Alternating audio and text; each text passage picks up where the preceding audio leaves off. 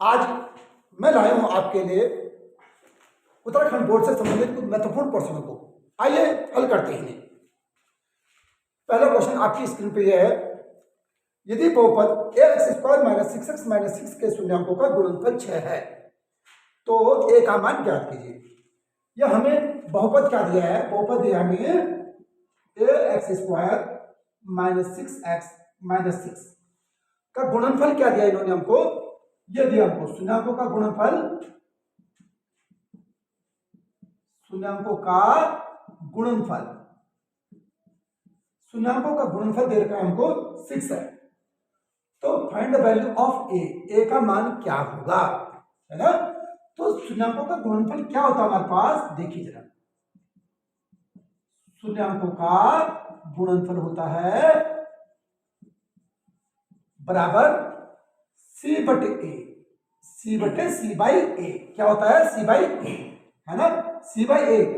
अब यहां देखो सी किसे कहते हैं? हमारे पास द्विघात समीकरण जो होती है वो होती है ax² + bx + c बराबर 0 कहते हैं। ये द्विघात समीकरण हमारे पास है। ये देखो x² के गुणांक को a कहते हैं, x के गुणांक को b कहते हैं और बिना चर वाले अचर पद को हमारे पास क्या कहते हैं? c कहते हैं, है ना? यहाँ पर c क्या है? -6 है। अतः क्या होगा हमारे पास? देखो शून्यांकों का गुणनफल कितना हमारे पास? 6 है और c कितना हमारे पास? -6 है और बटे a, इसके नीचे 1 रखा, क्रॉस मल्टीप्लाई कर दी, यानी कि 6a बराबर कितना है? -6। a बराबर क्या है? -6 बटे ये 6 इसके नीचे आ जाएगा। 6 से 6 कटा एक बार तो a बराबर -1। क्लियर? 2x² - 50 के शून्यांक ज्ञात कीजिए। यह है 2x² - 50 के शून्यांक ज्ञात कीजिए। जब भी हमने इसके शून्यांक निकालने हैं तो हम यहां बराबर 0 कह सकते हैं, 0 कर देंगे। तो यहां से 2 कॉमन आ गया, x² - 25 बनाए और बराबर 0। 2 इसके 0 के नीचे गया तो 0 बन जाएगा, यानी कि x² - 25 बराबर 0। तो x² - ये किसका स्क्वायर होगा? 5 का स्क्वायर बराबर 0। अब ये a² - b² का फॉर्मूला लग रहा है, यानी कि a + b, a² - b² क्या होता है? ये होता है हमारे पास a² - b² बराबर होता है a + b और a - b। तो यहां पर देखिए जरा, x + 5 और x - 5 बराबर 0। क्लियर? तो एक बार x + 5 बराबर 0, x + 5 बराबर हमने 0 किया, तो x बराबर 5 कहां गए? इधर, x बराबर -5, है ना? अब ये देखिए हमारे पास एक बार x - 5 बराबर 0 हुआ तो x बराबर 5। तो इसके दो शून्यांक निकल गए, ठीक है ना? क्योंकि हमारे पास क्या द्विघात समीकरण है, इसलिए दो शून्यांक आएंगे इसके। तो x बराबर कितना है? -5 था 5। ये क्लियर है? आगे दूसरा, आइए चलते दूसरा क्वेश्चन करते हैं। दिया है क्वेश्चन आपकी स्क्रीन पर। इन्होंने कहा समीकरण 3x² - kx - 2 बराबर 0 का एक मूल x बराबर हमारे पास क्या है? x बराबर 2 की बनाएंगे। हमें बताया है x बराबर अगर 2 द्विघात समीकरण का एक मूल है तो इस k का मान क्या है? x बराबर 2 इस समीकरण का एक मूल है तो कहा हमको k बराबर क्या होगा? ठीक है, अगर x बराबर 2 इसका मूल है तो x की ये जो 2 वैल्यू है, x की वैल्यू इसके ऊपर रख दो, x की जगह पर रख दो, यानी कि 3 × 2 की जगह 2 स्क्वायर हो जाएगा ये, और -k × 2 हो जाएगा, -2 बराबर 0। अब देखिए जरा, 3 × 2 का स्क्वायर क्या हुआ? 4 हुआ, -2k बना, -2 बराबर 0। कितना बना? 12, -2k -2 बराबर 0। 12 में से 2 गया, 12 में 2 गया 10, -2k बराबर 0। इस 2k को पार ले जाने दो, 10 बराबर 2k बना। ये k की वैल्यू निकाल दो, 2 10 के नीचे, 10/2 बराबर k, इससे कटा 5 बार, तो k बराबर कितना आया? 5। क्लियर? अगला क्वेश्चन करते हैं। देखिए जरा, x - 2 का होल स्क्वायर दिया है +1 बराबर 2x - 1। ये कहा है कि ये द्विघात समीकरण है या नहीं है, देखते हैं। आइए, a - b का होल स्क्वायर लगाना, तो a - b का होल स्क्वायर होता है, देखिए जरा, a - b का होल स्क्वायर बराबर a square plus B square minus 2ab ये होता है। अब यहां पर देखिए जरा, ए की जगह x यानी कि X square plus B square यानी कि 2 का स्क्वायर माइनस 2, ए की जगह x बी की जगह 2, क्लियर है, प्लस 1 है हमारे पास और बराबर 2x माइनस 1। यह देखिए एक्स स्क्वायर प्लस 4 बना माइनस 2 दूनी 4x बना प्लस 1 बना बराबर 2x माइनस 1। इस पूरे को उठा के इधर लेके आ जाओ। X square plus 4 minus 4x और प्लस 1, 4 1 5 या 5 लिख सकते थे हम ना, सीधा ही लिख लो आप, 4x और प्लस 5 कह लो माइनस 2x इधर से आया माइनस हो जाएगा और ये प्लस का 1 बराबर 0, क्लियर। एक्स स्क्वायर हुआ 4x माइनस का 2x माइनस का यानी कि माइनस 6x और प्लस कितना हुआ प्लस 6 बराबर 0। यह हमारे पास समीकरण बन गई। यह समीकरण द्विघात समीकरण है कि नहीं है, देखो समीकरण की सबसे बड़ी घात 2 है, सबसे बड़ी घात 2 है, इसका मतलब ये क्या है, द्विघात समीकरण है, क्लियर है। अगला क्वेश्चन करते हैं। 5 माइनस 1 3 और 7 ये गिवन है सेडियम को और कहा है इसका सर्वांतर तथा प्रथम पद ज्ञात करो, पहला पद और सर्वांतर निकालो, ठीक है। क्या देखिए इस समीकरण का पहला पद क्या होगा, ये समीकरण गिवन है, पहला पद यानी पहले नंबर पे जो पद है ये पहला पद हुआ और सर्वांतर क्या इसका यानी प्रथम पद को a कहते हैं, a बराबर -5, ये प्रथम पद, क्लियर है चीज। इसका सर्वांतर, सर्वांतर यानी d, सर्वांतर यानी d, सर्वांतर क्या होता है बेटा, सर्वांतर a2 माइनस a1 यानी दूसरे नंबर का पद माइनस पहले नंबर का पद, दूसरे नंबर का पद ये है माइनस के 1 माइनस पहले नंबर का पद, पहले नंबर का पद ये है -5, क्लियर है, माइनस 1 रहा माइनस माइनस प्लस 5 हुआ यानी 4, सर्वांतर क्या है हमारा 4, क्लियर है। अगला क्वेश्चन करते हैं। 2, x, 26 अगर ये एपी में है तो x का मान ज्ञात करो। ये किस में है, एपी में गिवन है, ठीक है, ये गिवन किस में, एपी में है, एपी में है। Find the value of x, x का मान निकालो। तो कैसे निकाले x का मान, हमें पता है सर्वांतर क्या होता है एपी का, एपी का सर्वांतर होता है a2 माइनस a1 बराबर a3 माइनस a2, क्लियर है चीज। सर्वांतर होता है सेकंड पद माइनस पहला पद बराबर तीसरा पद माइनस दूसरा पद। तो देखो जरा दूसरा पद क्या है इसका x है माइनस पहला पद क्या है इसका 2 बराबर तीसरा पद क्या है इसका 26 माइनस दूसरा पद क्या है इसका x, क्लियर है। अब दोनों तरफ x आ गया ना, हमने क्या करना है x को एक तरफ लेके आ जाना है, हम इस x को यहां लेके आ जाते हैं, इस 2 को उधर लेके गए, तो x ये अपनी जगह पे था, इस x को मैं यहां लाया तो प्लस का x बना, ये 26 अपनी जगह पे और ये +2 यानी कितना बना 2x plus 28, 2x equal to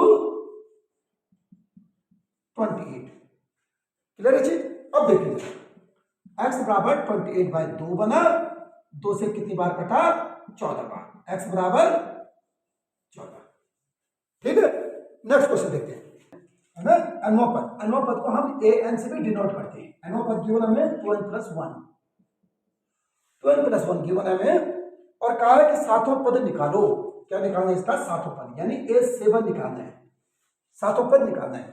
तो यहां देखो n की जगह हमने केवल 7 लिखा ना, सातों पद निकालना है तो 7 लिखा, तो यहां भी n की जगह 7 लिख दो, केवल 2 × 7 और प्लस 1, बस n की जगह 7 लिखा, 7 × 14 प्लस 1 यानी कि 15, सातों पद क्या हुआ 15, सातों पद 15। अगला क्वेश्चन करते हैं, हमको दो समरूप त्रिभुजों की भुजाएं, भुजाएं कह देंगे 4 और 9 के अनुपात में है, दो त्रिभुजों की भुजाएं क्या 4 और 9 के अनुपात में है और उनके त्रिभुजों के क्षेत्रफलों का अनुपात ज्ञात करो। तो भुजाएं हमें किस अनुपात में है, भुजाओं का अनुपात, ये देखिए हमारे पास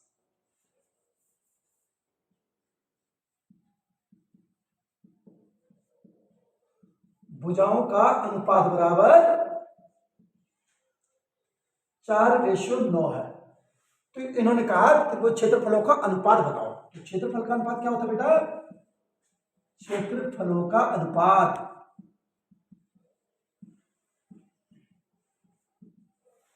भुजाओं के वर्गों का अनुपात होता है। क्लियर है? क्षेत्रफलों का अनुपात क्या होता है? भुजाओं के वर्गों का अनुपात, यानी इनका वर्ग, पहले का वर्ग क्या है? 4 का वर्ग और बटे 9 का वर्ग, यानी 16 बटे 9 का वर्ग कितना होता है? 81। ठीक है, यानी कि 16:81। क्लियर है चीज? क्षेत्रफलों का अनुपात किस अनुपात में आएगा? 16:81 के अनुपात में आएगा। क्लियर है चीज? अगला क्वेश्चन करते हैं। जैसे कहा है त्रिभुज हमारे पास एबीसी में ए है, ये बी है, ये सी है। एबीसी का हमको ये कहा है बीसी पैरेलल टू डीई, ये बीसी के पैरेलल क्या एक रेखा डीई है, ये डीई है हमारे पास। क्लियर है जी? ये डीई है। और कहा हमको एडी बाई डीबी बराबर AD by DB, AD by DB बराबर कितना है? 2/3 है। तो एडी बराबर कितना? 2 है। एडी का है? एडी है 2 है। और डीबी, डीबी कहां पर है? डीबी, डीबी कितना हमारे पास? 3 है। ये 2 है, ये 3 है। और साथ में कहा हमको एसी बराबर 18, एसी बराबर 18। ये पूरा एसी यहां से लेकर यहां तक कितना है? ये 18 सेंटीमीटर है ना, यहां से लेकर यहां तक 18 सेंटीमीटर। कहा हमको एई ज्ञात कीजिए। क्या ज्ञात करना है? एई ज्ञात कीजिए, एई ज्ञात करना है। ठीक है जी? हमने ए को क्या माना? एक्स माना। ये क्या माना? एक्स। ए को क्या माना? एक्स। तो ईसी कितना होगा? ईसी होगा हमारा 18 माइनस एक्स हो जाएगा। क्लियर है? अब त्रिभुजों की एक भुजा के समांतर अगर कोई समांतर रेखा खींची जाती है, एक भुजा के समांतर कोई रेखा जाती है, तो 2 भुजाएं जो बचती हैं उनका जो है समान अनुपात में विभाजित होती है, यानी कि एडी बटे डीबी बराबर एई बटे ईसी। क्लियर है जी? अब एडी की वैल्यू कितनी? एडी की वैल्यू 2 है, डीबी की वैल्यू हमारे पास 3 है, एई की वैल्यू हमारे पास x है, और ईसी की वैल्यू हमारे पास 18 माइनस एक्स है। क्लियर है जी? क्रॉस मल्टीप्लाई कर देते हैं। देखो 18 दूनी 36 माइनस 2x बराबर 3x। ठीक है जी? हम लेके गए इसको उधर, यानी 36 इक्वल टू हमारे पास कितना है? 3x माइनस 2x आया, और 36 बराबर कितना आया? ये हमारे पास प्लस में गया, 2x उधर जाएगा तो प्लस में जाएगा, तो कितना आया बेटा हमारे पास? 5x। क्लियर है जी? तो अब x बराबर कितना होगा? 36/5। x बराबर 36/5। तो ये भाग दो जरा, तो 5 7 35 आया, और पॉइंट हमारे पास 2 और आया। ठीक है ना? x बराबर 7.2, x बराबर 7.2। अगला क्वेश्चन करते हैं। वृत्त दे रखा है इस तरह से, एक वृत्त है, वृत्त का व्यास है, ये वृत्त हमारे पास, और ये वृत्त का व्यास है। ठीक है? इन्होंने कहा ए के निर्देशांक ज्ञात कीजिए। ए भी एक वृत्त का व्यास है, ए हमारे पास ये है, ये बी है। इसके निर्देशांक हमने x और y मान लिए, इसके कोऑर्डिनेट हमने क्या मान लिए? x और y। क्लियर है? कहा है जिसका केंद्र 2:-3 है। केंद्र है ना 2-3 है, केंद्र क्या है? 2-3 है। तो b के निर्देशांक दिए हैं 1,4, ये b के निर्देशांक दिए हैं। देखिए भाई, यानी ये जो व्यास है, केंद्र बिंदु है, इन दोनों बिंदुओं का मध्य बिंदु ये है। मध्य बिंदु क्या है? ये बिंदु है। ठीक है ना? तो मध्य बिंदु के निर्देशांक क्या होते हैं बेटा? x1। मध्य बिंदु के निर्देशांक, अगर हमारे पास ये कोई रेखा है, ये x1 y1 है ये, और ये x2 y2 हमारे पास है, तो ये मध्य बिंदु, अगर मैं ये कैपिटल x और y निकालना चाहूंगा तो क्या लिखूंगा? कैपिटल x बराबर x1 प्लस x2/2 और y1 प्लस कैपिटल Y। इस y की वैल्यू क्या आएगी? y1 plus y2/2। इस तरह से इसके मध्य बिंदु निकालते हैं। तो यहां पर देखिए भाई, ये हमारे पास मध्य बिंदु कैसा आएगी? ये 2, ये मध्य इसका ना 2 बराबर क्या आएगा? x1 प्लस x2, यानी x प्लस 1/2। इसके नीचे 1 रखो, क्रॉस मल्टीप्लाई करो, 2 दूनी 4 बराबर x प्लस 1, यानी 1 गया इधर, तो 4 माइनस 1 बराबर x, तो x बराबर 3। x की वैल्यू तो 3 आ गई। अब हमारे पास देखिए यहां पर -3 बराबर y1 प्लस y2, यानी y प्लस 4 है ना, इसको 4 को लाए इधर, -3 प्लस -4 इधर आएगा तो -4 बराबर y, तो -7 बराबर y, यानी y बराबर -7। क्लियर है चीज। अब यानी ए के निर्देशांक क्या होंगे हमारे पास, ए के निर्देशांक बराबर क्या है 3, -7। ठीक है, अगला क्वेश्चन पढ़ते हैं। -3, 4 और हमारे पास तथा इतने को, और ये दूसरा बिंदु क्या है -8, 7 है ना, ए बिंदु है, ये बी बिंदु है। ये क्वेश्चन क्या कहा है, बिंदु इतना तथा इतने को मिलाने वाले जो रेखाखंड है, रेखाखंड हो गया कि मध्य बिंदु के निर्देशांक, यानी मध्य बिंदु कोई बिंदु, मध्य बिंदु पी है, इस पी बिंदु के निर्देशांक ज्ञात करने। पी बिंदु हमने एक्स वाई माना है ना, तो मध्य बिंदु के निर्देशांक क्या होते हैं, x बराबर होता है x1 प्लस x2/2, और यहां से देखो x1 क्या है -3 प्लस x2 क्या चीज है -8/2, -3 -8/2, क्योंकि माइनस प्लस माइनस कितना हुआ ये -11/2, ये x हो गया। क्लियर है। अब y के निर्देशांक क्या होंगे भाई, y बराबर क्या है y1 प्लस y2/2, यानी कि 4 प्लस 7/2, यानी 11/2, ये y के निर्देशांक हो गए। ठीक है, अतः मध्य बिंदु के निर्देशांक क्या कहेंगे, मध्य बिंदु के निर्देशांक बराबर क्या होंगे -11/2 और 11/2। क्लियर। नेक्स्ट क्वेश्चन 3, और ये बिंदु कहा हमको 4, 5। ये कहा दो बिंदुओं के ये x का मान ज्ञात कीजिए यदि बिंदु x, 3 तथा 4, 5 के बीच की दूरी क्या है √5 है। इन दोनों के बीच की दूरी क्या है √5 मात्रक है। तो बीच की दूरी का फॉर्मूला क्या होता है, इसको a मान लेते हैं, इसको b मान लेते हैं। इन्होंने ए बी बराबर हमें गिवन है √5 मात्रक, है ना। तो दूरी का फॉर्मूला यानी कि दूरी, किसकी दूरी, ए बी के बीच की दूरी, ए बी का फॉर्मूला होता है क्या चीज हमारे पास, ये होता है x2 - x1 का whole square plus y2 - y1 का होल स्क्वायर। क्लियर है चीज। या देखिए ए बी की वैल्यू क्या देखी इन्होंने √5, ये √5 लिख लो यहां पर। अब यहां से देखिए जरा x2, ये x2 क्या है 4 -x1 क्या है x का होल स्क्वायर, y2 क्या है 5 -y1 क्या है 3 का होल स्क्वायर। ध्यान से देखिए जरा a - b का होल स्क्वायर, यानी a - b का होल स्क्वायर कह सकते हैं इसको, a का स्क्वायर यानी 4 का स्क्वायर यानी 16 प्लस b स्क्वायर यानी x का square x square minus 2ab 2a और b, और प्लस 5 में से 3 गया 2, और 2 का स्क्वायर क्या हुआ 4। ठीक है, ये √5 चल रहा था। तो √5 बराबर कितना हुआ हमारे पास, देखिए जरा 16 4 20 बना, प्लस x स्क्वायर बना, और -4 दूनी 8x बना। क्लियर है। दोनों तरफ वर्ग करने पर, क्योंकि हमें x को बाहर लाना है, दोनों तरफ वर्ग करने पर,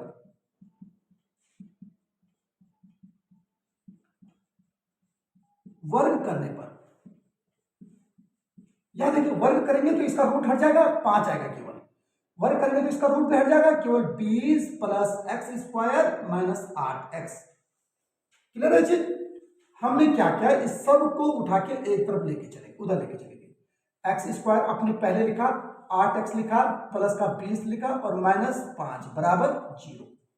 x स्क्वायर माइनस 8x और प्लस 20 में से 5 गया 15 और बराबर 0। अब हमें ऐसा गुणनखंड करना है, दो संख्याओं का गुणा 15 होना चाहिए और प्लस करके 8 होना चाहिए। ऐसी दो संख्या कौन सी है जिनका गुणा करके 15 आ जाए और प्लस करके 8 आ जाए। 5 3 15, 5 और 3 देखो जरा, एक्स स्क्वायर माइनस इस 8 की जगह पे मैं 5 प्लस 3 लिख सकता हूं, 15 बराबर 0। ठीक है ना। यहां पर देखिए दो संख्याओं का गुणा हमें 15 चाहिए है, दो संख्याओं यानी कि 5 और 3 है, 5 3 15 होता है, और 5 और प्लस 3 करेंगे तो क्या हो रहा है 8 हो रहा है। ठीक है जी, ये प्लस करके हमें 8 लाना है। अब यहां से देखिए जरा, एक्स स्क्वायर बना, इस माइनस के अंदर गुणा करो जरा, -5x हुआ, -3x हुआ, इस माइनस के अंदर गुणा, -3x और प्लस 15 बराबर 0।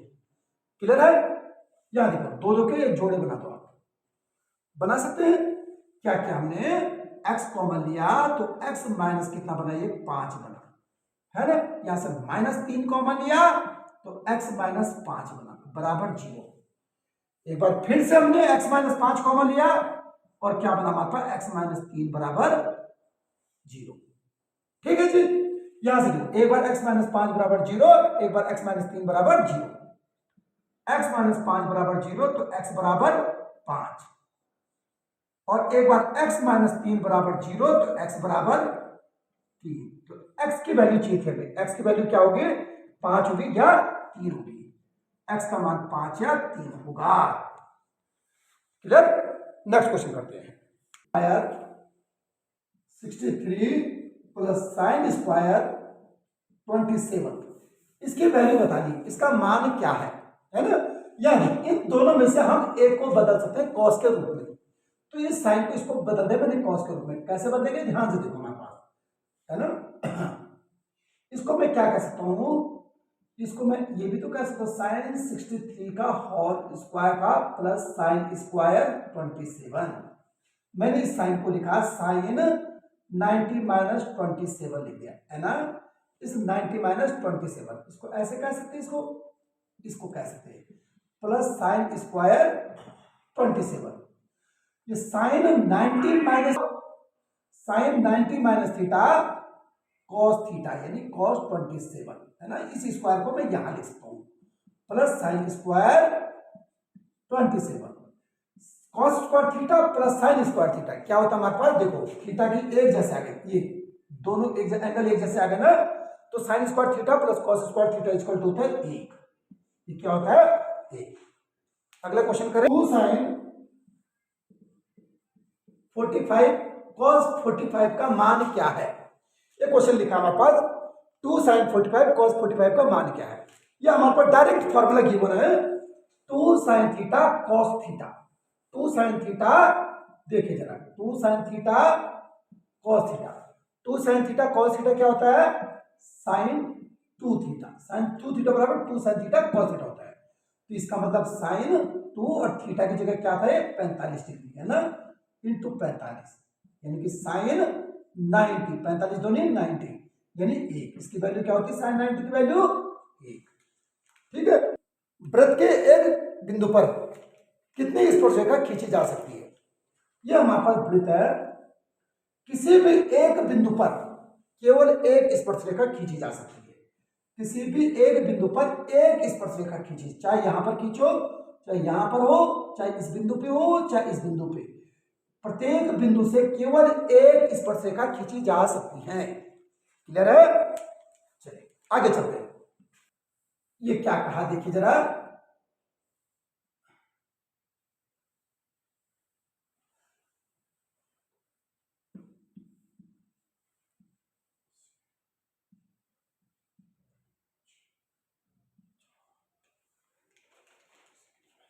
ये कहा है बीसी की लंबाई ज्ञान करो। ये बीसी की लंबाई के लिए कहा हमको ना, ये ज्ञान करिए।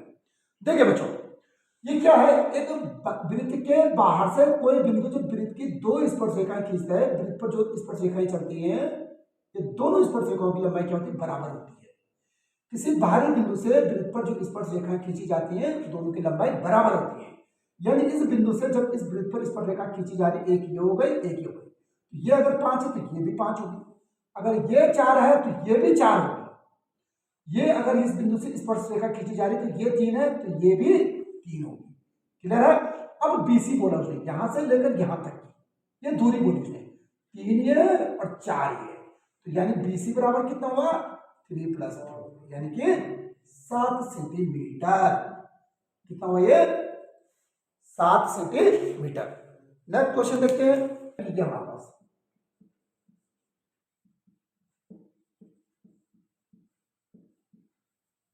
बटे दूसरे वृत्त की परिधि,